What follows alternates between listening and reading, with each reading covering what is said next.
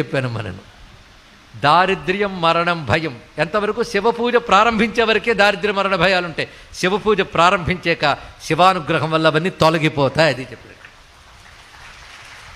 శివుడు ఎలా తొలగిస్తాడు? ఏ ప్రారబ్ధం వల్ల ఇవి వచ్చాయో ఆ ప్రారబ్ధాన్ని రెక్టిఫై చేస్తాడు ఆయన ఇక్కడ.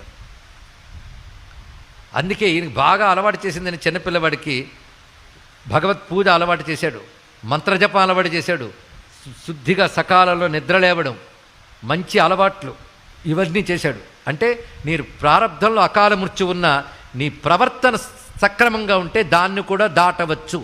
ఈ ఒక్క కథ ద్వారా ఎన్నో తెలుసుకోవాలండి. ఒక కథ ద్వారా ఋషులు ఎన్నో చెప్పదలుచుకున్నారు. ఒకవేళ ఎవరైనా ఇక్కడ శ్రద్ధగా విని ఉంటే ఈ కథలో ఎన్ని సందేశాలు చెప్పామో పాయింట్ వేజ్ రాసి చూపించగలిగితే వాళ్ళకి శివుడే గొప్ప డిగ్రీ ఇస్తాడు. నేనే చెప్పను. ఒక్కొక్క దానిలో ఎన్ని సందేశమో కనుక నువ్వు చక్కగా ప్రవర్తిస్తే